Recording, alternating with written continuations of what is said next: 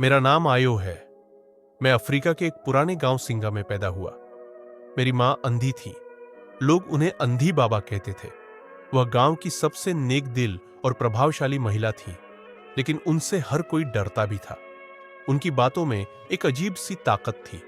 वह जो कहती थी वैसा ही होता था।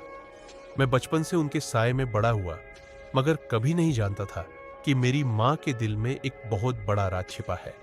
एक ऐसा राज जो मेरे अस्तित्व से जुड़ा हुआ है। जब मैं 16 साल का हुआ, एक रात मां ने मुझे अपने पास बुलाया। वह चुप थी, जैसे कुछ कहना चाह रही हो, मगर शब्द नहीं मिल रहे थे। फिर अचानक उन्होंने कहा, आयो, तुम सिर्फ मेरे नहीं हो। मैं हैरान रह गया। मैंने हंसते हुए कहा, मां, ये कैसी बातें कर रही हो? लेकिन उनकी आंखों में गंभीरता थी। उन्होंने कहा, जब तुम पैदा हुए थे, तुम्हारे साथ कुछ ऐसा था जो इस दुनिया का नहीं था। मैंने हमेशा तुम्हें छिपाया, बचाया, लेकिन अब समय आ रहा है जब तुम्हें सच्चाई का सामना करना होगा। अगली सुबह मां ने मुझे गांव के किनारे उस पुराने तालाब की ओर भेजा, जहां जाने की किसी को अनुमति नहीं थी। लोग कहते थे वहां साए रहते हैं, लेकिन मां ने कहा, जो कुछ मैंने छिपाया है उसका जवाब तुम्हें वही मिलेगा। जब मैं वहां पहुंचा, एक पत्थर के नीचे एक पुरानी मैले से कागज की पर्ची मिली, जिस पर एक पंक्ति लिखी थी, जो मां तुमसे प्यार करती थी उसने तुमसे कुछ छुपाया था। मेरा दिल डूब गया। मैं वापस भागा, लेकिन जब घर पहुंचा, मेरी मां जिंदा नहीं थी।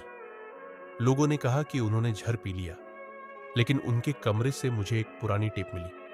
जैसे ही मैंने चलाया, मां की आवाज आई, अयो, मेरी औलाद, मैं अंधी जरूर थी, लेकिन तुम्हारे पिता का चेहरा मेरी याद में आज भी है। वह इंसान नहीं था, एक जिन था, जिसने मेरे साथ धोखा किया, और तुम उसकी निशानी हो। मैंने तुम्हें इंसानों की दुनिया में रखने की कोशिश की ताकि तुम एक सामान्य जीवन जी सको, लेकिन जिनों की दुनिया अब तुम्हें देख चुकी है और तुम्हें अपने पास बुलाने वाली है। मैं हैरान था, डर में था। मेरी मां, जिनसे मैं सबसे ज्यादा प्यार करता था, वह खुद मुझसे एक सच छिपा रही थी। यह भी इतना बड़ा सच। मां के मरने के अगले दिन मैं फिर उस झील की तरफ गया, मगर इस बार झील की सतह से एक काला हाथ निकला और उसने सिर्फ एक वाक्य कहा, आयो, अब वक्त आ गया है। मैं पत्थर की तरह सख्त खड़ा था। तब मुझे मां की आखिरी बात याद आई, अगर तुम कभी उस झील के पास गए तो जान लेना, वह तुम्हें लेने आएंगे। और उस दिन के बाद हर चांदनी रात में उस झील के पास जाता हूं और हवाओं में मुझे मां की मंद आवाज सुनाई देती है, वापस मत जा बेटा।